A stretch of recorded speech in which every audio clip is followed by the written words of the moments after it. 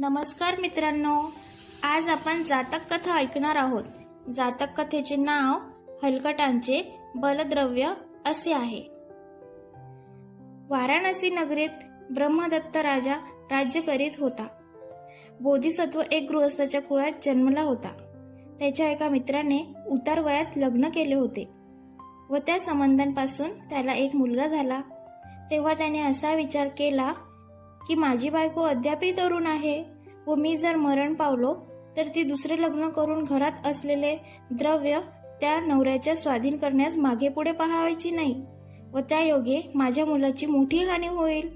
म्हणून त्याने नंद नावाच्या आपल्या दासाकडून घरातील सर्व द्रव्य जंगलात नेऊन एका ठिकाणी पुरून ठेवले व तो नंदाला म्हणाला, माझा मुलगा वयात आल्यावर त्याला हे द्रव्य दाखवून दे व त्याला सोडून दुसऱ्या ठिकाणी जाऊ नकोस।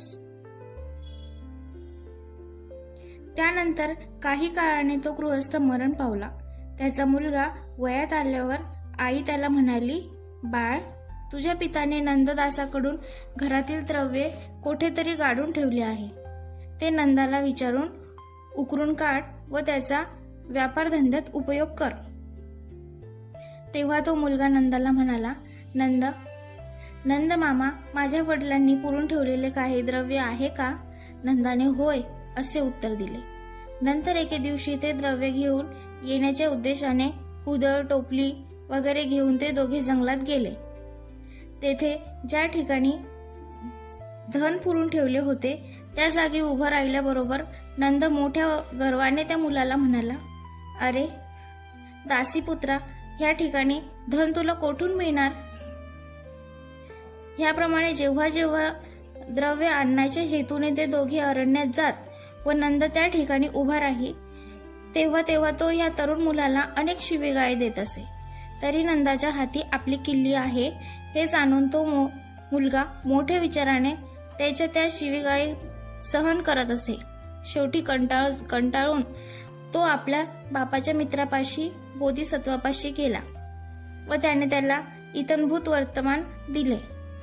तेव्हा बोधिसत्व त्याला म्हणाला, द्रव्य पुरून ठेवलेली जागा सापडणे कठीण नाही। ज्या ठिकाणी उभा राहून नंद तुला शिवीगाळी देतो त्या ठिकाणीच ते धन पुरलेले असावे। काकी द्रव्याच्या सानिध्याने हलकटाचा बळ चढते। पुनरापी जेव्हा त्या ठिकाणी राहून नंद तुला शिव्या देईल तेव्हा त्याला तेथून ओढून काढ व तेथे खण, म्हणजे तुला ते द्रव्य सापडेल।